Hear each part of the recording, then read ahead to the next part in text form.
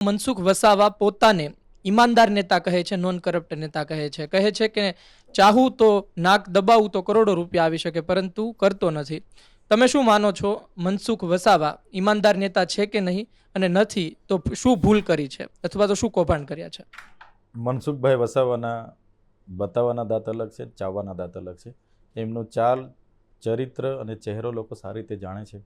એમના કુટુંબના લોકો આજે કેટલો ભ્રષ્ટાચાર કરે છે આખા નર્મદા જિલ્લાને ખબર છે. એમના પોતાના બજેટમાંથી કેટલા પૈસા એમણે ક્યાં વાપર્યા છે એ પણ મનસુખભાઈને અમને ખબર છે. એમને કેટલી ગ્રાન્ટ કોને કોને ક્યાં ક્યાં ભ્રષ્ટાચાર કરેલા છે. મનસુખભાઈની ગાડીમાં જેટલા પણ લોકો ફરે છે એ નર્મદા જિલ્લામાં ખૂબ મોટો ભ્રષ્ટાચાર કરે છે. 12 થી 15 કરોડનું હમણાં કાર્યાલય એ લોકોએ બનાવ્યું. એમણે કીધું કે નર્મદા જિલ્લાના સંગઠનના લોકોના ફાળાથી કોણે પૈસા આપ્યા 12 થી 15 કરોડ રૂપિયા? એ પણ એક સવાલ છે.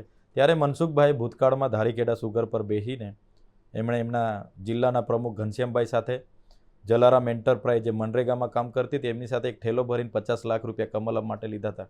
એમની સાથે ફરતો પેલો નીલરાવ મહામંત્રી બનીને ફરે છે, એણે કમલમ બનાવવા માટે વાસ્મો નલ સે જલ યોજનામાંથી 80 લાખ રૂપિયાના ચેકો લીધા છે.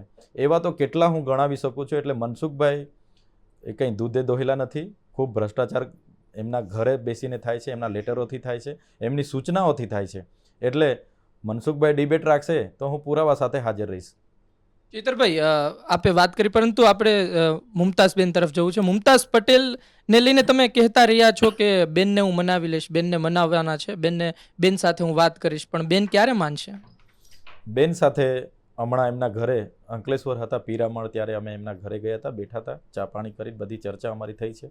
હાલમાં દિલ્હી ગયા છે અને દિલ્હીથી જ્યારે આવશે એ મારી સાથે મારા પ્રચારમાં પણ ઉતરવાના છે. એટલે મનાવવાનો કોઈ સવાલ નથી.